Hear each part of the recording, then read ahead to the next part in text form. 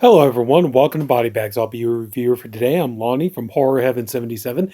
And, okay, I do know that it's only March right now, so why even think about Christmas or anything like that? Uh, the truth be told is, I've been looking through my collection here lately, and I've been trying to figure out, like, some subgenres of horror movies that I really need to start working on as far as like beefing up my collection. And one of the things I realized that I'm really sadly lacking in is my Christmas horror movie collection. And I remember that from last Christmas because I wanted to, I was sitting there, I wanted to break out my big collection of Christmas horror movies that I could sit there and watch, and maybe my stack was like about maybe that big. I want it to be like that big, you know what I mean? If not bigger. So I just got done checking this one out, and I'm really, really glad that I did. This movie is a lot of fun. It just came out, I believe, just 2019, and it's described as National Lampoon's Vacation meets with the Crazies. And this movie I'm talking about is Secret Santa. Now, like I said, this movie is a hoot. It really is. It's a lot of fun. Very, very funny black comedy. Lots of gore. We'll get into that. Now, the movie is co-written and directed by Adam Marcus, who you're going to remember he co-wrote and directed Jason Goes to Hell, Final Friday. And I believe he directed My Boyfriend's Back. I think he did that one too. He also, with his, now the movie is also written with his partner, Debra Sullivan, who the two of them together wrote the screenplay for Texas Chainsaw 3D. Now, hang on just a minute, okay? If you're going to sit here and say, like, really? From the people who made Jason Goes to Hell, The Final Friday, and Texas Chainsaw 3D, exactly how good could this movie be? Hang on a minute, okay? This movie is a lot of fun. And also, too, it's not a sequel. It's not a reboot to anything. It's not building off of somebody else's work, and that's part of the thing that's fun about this movie. It's more of is much more of an original film. The story centers around the Pope family, and it's, Christmas is coming, and it's nobody, they're all getting together for their big family Christmas dinner, and nobody's really looking forward to it. And it's like going to be a nightmare for everybody. And Debra Sullivan, who co-wrote the screenplay, also plays the role of basically the matriarch, and her name is Cherie. Now she's getting all of her kids together, and even though her and her husband are divorced, he decides he's going to go ahead and show up for Christmas too, because he wants to spend the holidays with his kids and everything else. So it's like everything is on edge, and our main character actually is the daughter April. Now, April, we discover at the beginning of the movie, she's a flawed character. She's, been dealing with alcoholism. She's been in AA. She's trying to, adjust and trying to, right some of the wrongs that she's done in her life. And that's one of the reasons she wanted this get together for Christmas, because one of the people that she feels that she is definitely wronged is her sister Penny. And she wants to start to make it up to her. And coming along is her boyfriend, and he's a lawyer, and he's, he starts off seeming like he's a really good guy, and he's very supportive and everything else.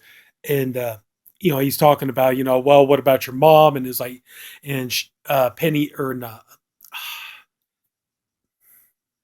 was it Alice? Yeah, I think is it her? Just a second. I'm sorry. I lost track. April. I'm sorry, April. Duh. But anyway, so yeah, April, I was talking about that, Cherie, their mother, is the kind of woman like she will not admit that her family has any flaws whatsoever. It's like even at one point later on, I don't know if this is a spoiler so much, but even like one point in the movie, they talk about calling the cops, and she's all like, I don't want to call the cops. Don't go to the neighbors. I don't want anybody knowing my business. She she wants everybody to think that she's perfect in everything that she does. That, her cooking is perfect. The way she keeps her home is perfect. That her children have no flaws. They're not having any problems or anything like that.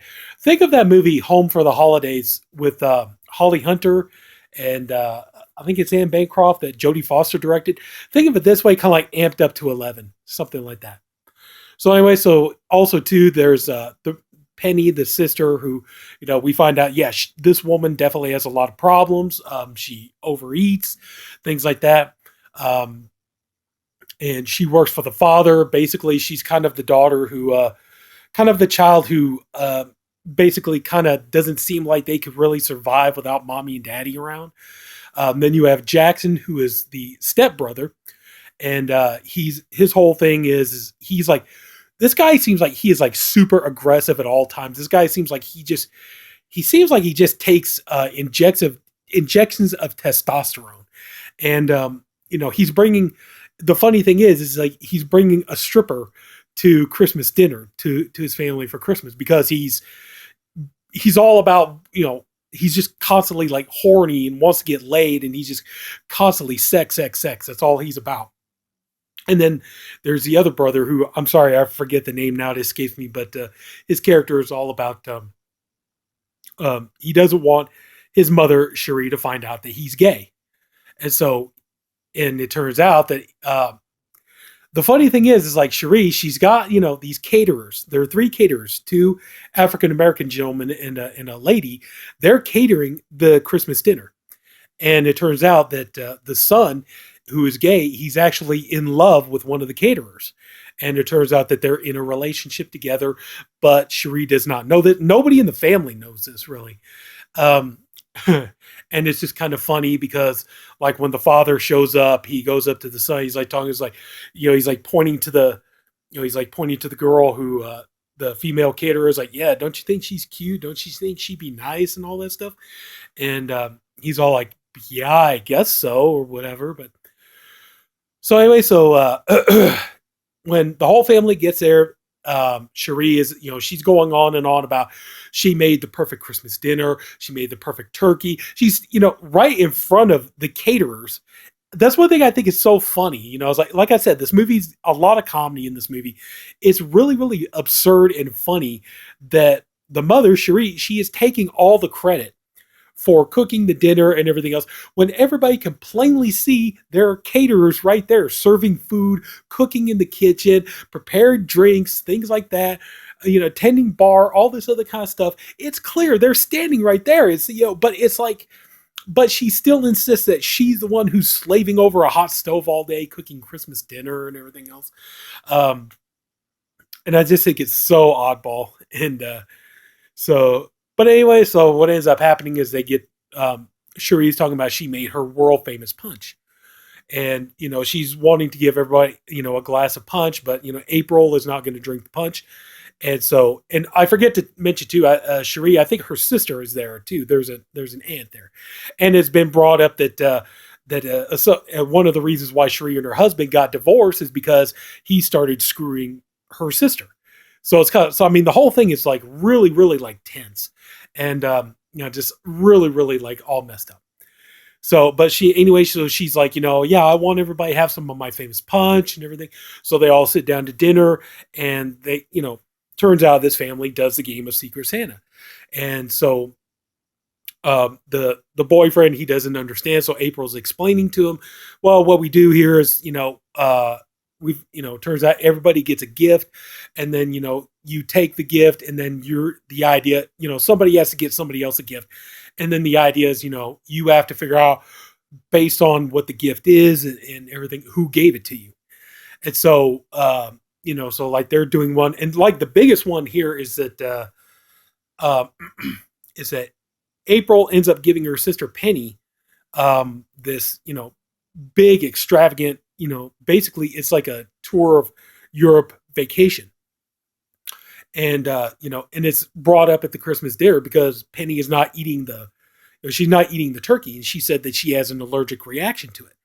And, but of course, Cherie is all like, oh, come on. You were just sick that day. Stop pretending you have an allergy. Just eat it. And she's like, no, Mom, it's like these girls knew I was going to get sick and I lost my trip to, Europe and all this other kind of stuff.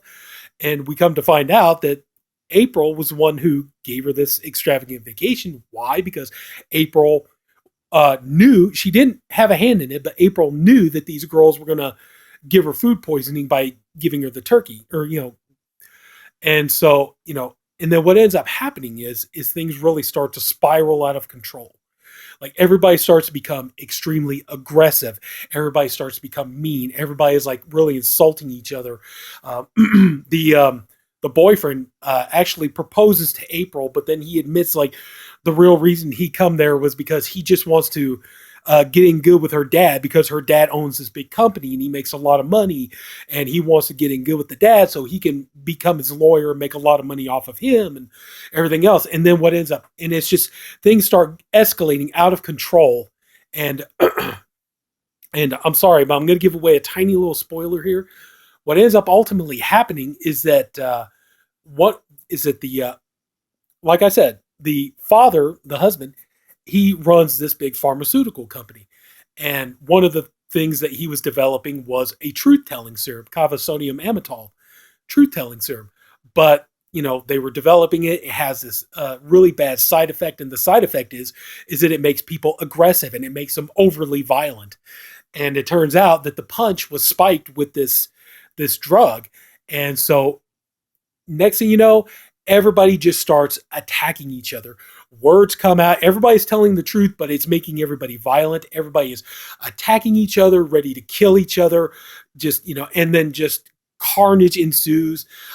There's a lot of blood, a lot of gore, a lot of people being hacked up, things like that. One thing I will say that is a downside. Okay, the upside is you got plenty, and I mean plenty of great practical effects, courtesy of Robert Kurtzman. Bless his heart, he does a great job with the practical effects. The downside is unfortunately there is quite a bit of digital blood in here. And I know, like, one of the things that really pisses off a horror fan in the world is digital blood. A lot of horror fans can't stand that. And that's going to be that's going to be one downside here is that, there is quite a bit of digital blood in here. But that being said, there still is quite a bit of, practical special effects, practical blood, things like that. And then, so ultimately what ends up happening is, like I said, everybody in the family who drank this punch, they're starting to become more aggressive. They're starting to become violent. They're attacking each other. They literally all want to kill each other. People have gone to family gatherings and family holidays before, and people, oh man, you piss me off, I'm going to kill you, but they don't really mean it. This family definitely means it. They want to just hack each other to bits. And so then it turns into a game of trying to fight for survival. Everybody like trying to figure out how to get to how to get to their car, how to get to the phone, which they do explain that. I think I've gave a little too many little Easter eggs and things away in this movie already. Speaking of Easter eggs, yeah, one thing you're going to notice when you watch this movie, there's a couple of nods to John Carpenter. One is a definite nod to The Thing, and then there's another one that's a nod to Halloween. When you watch this movie, you'll know what I'm talking about. But, so yeah, and it's just, like I said, it just goes on from there. The whole family is attacking each other. Everybody's everybody wants to kill each other. All this other kind of stuff. And, yeah, this movie, it's a lot of fun. This actually would be, personally, I think this would actually be the kind of movie you would put this on like around November, because you already know like holidays are coming up and you're going to be pissed. You're going to be upset. You're going to be irritated because family members are coming and you know how stressful those times can be. And, everybody's going to be kind of at each other. Like you would want to put this movie on like immediately and start watching it just to try to get some of it out of your system so that hopefully by the time your relatives start coming in for Thanksgiving or Christmas or whatever else, you can sit there and say, oh, okay, I'll watch this movie. I got some of it out of my system. I'll feel a whole lot better. But I definitely recommend checking this movie out. This movie, I could see this becoming like, not for the casual Christmas movie fan. I mean, obviously, you're into Christmas movies. You're going to be like, Christmas Story, Christmas Vacation, Home Alone, Miracle on 34th Street. This is not going to be on your radar. But I could see myself doing it. But I could definitely see like horror fans really turning this movie into a Christmas tradition and watching this every year because it's just that much fun and it's relatable. Now some of the characters in this movie, we find out some of these characters are simply dreadful people, but I think that's kind of counterbalanced with a character who, like April, who she admits she's done bad things. She admits that she's not proud of the things that she's done, but she wants to make amends for them. So it's like, you do have some characters that you can feel a tinge of sympathy for, where some characters you feel no sympathy for them whatsoever. But the movie's not particularly scary or suspenseful. There's a couple of moments where they try for it, but like I said, the movie is more black comedy. It's very, very gory. It's a lot of fun to watch. It's got everything. It's got blood. It's got gore. It's got nudity. It's got, it really is a fun time. And this is, like also too, this movie is a perfect counterbalance to, I know I keep saying counterbalance, don't I? But this is a perfect balance to, like when you get sick and tired, like Christmas season is upon you and you're watching all the sweet, sweet, warm and fuzzy Christmas movies and Christmas specials and stuff like that. And you get tired of it. You want something that just flies off the rails. You want something that's just batshit insane. This movie is definitely very good for that. So, yeah, I can't say anything more without giving too much away. But, honestly, I definitely recommend this movie. It's a great watch for Christmas. It's a lot of fun. And like I said, I could definitely see myself turning this movie into a Christmas tradition for me anyway. And hopefully other people will too. But I strongly recommend it. The movie's a lot of fun. So anyway, so that's going to do it. So if anybody took the time to watch this, I thank you for doing it. I appreciate you for doing it. I honestly hope you enjoyed this video. If you did, please like. If you haven't already, go ahead and please subscribe to the Body Bags channel. We have a different reviewer for every day of the week. I'm the Saturday reviewer. We got great guys. Everybody's doing great stuff. We got some good fun theme weeks coming up. And so yeah, everybody, please come back and keep checking out the videos. And that's it. Take care. Have a good night. And I'll see you later. Bye-bye.